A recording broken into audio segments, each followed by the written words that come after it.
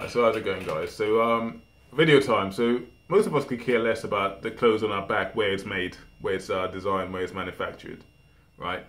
So, you know, you go down the high street, you see a t-shirt you like, you see a hoodie you like, whatever, you go out, a jacket, whatever it may be, you go out and purchase it, right? You could care less. It looks nice, it makes me feel good, so I'm going to buy it. And that's fair enough, you know, but have you ever sat back and thought to yourself, who's making this stuff? You know, think of a British brand, an authentically British-made brand. I bet you couldn't think of one. And if you do, you think Reebok or Barbour, for example. And you look at where their stuff's made. It's not made in the UK, so it's a con, it's a lie.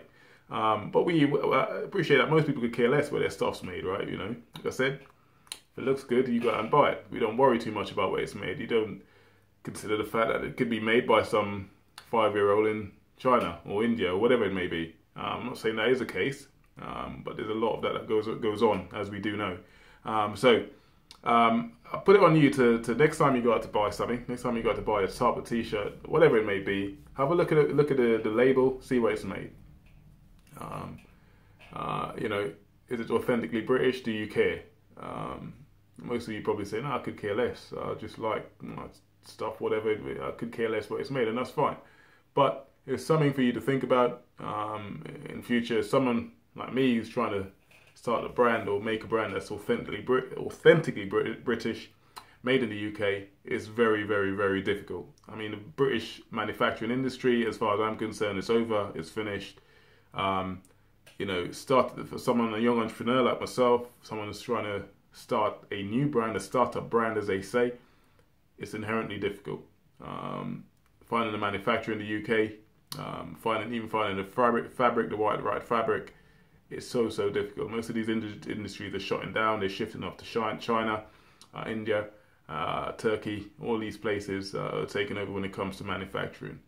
Maybe it isn't worth enough money to the economy for us to keep it here in the UK. I don't know, but whoever's listened, I hope I don't know how you make a viral video, but sometimes I wish this video could get out to the right people. You know, the government, the MP, the politicians who make the decisions when it comes to British manufacturing. You know, we talk about Brexit and all this good stuff, and you know, once Article 50 is triggered, where would we be? Where do we go back to making stuff British again? Would we have to do that? Are we going to be that affected? I don't know. I genuinely think that we need to go back to a time where we make stuff in the UK again. You know, build our own economy from that standpoint. Not ship stuff out to every other country on the planet and get them to make it and then they sell it back to us. Whose pocket are we lining? What country or what economy are we enriching by doing this? Did we ever consider that? You know, why is the government doing nothing about this? Is one of my biggest beef. Why is government doing absolutely nothing about the British manufacturing industry? It's poor.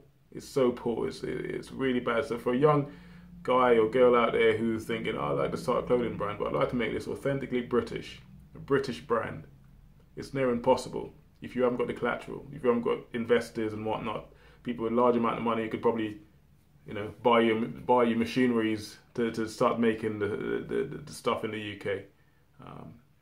You know, so for anyone who's coming from a background where they're not loaded, they haven't been given a lot of money by their parents or whatnot, it's going to be difficult, extremely difficult. So that in itself would stop a young entrepreneur from doing something that they really would like to do. It's a shame.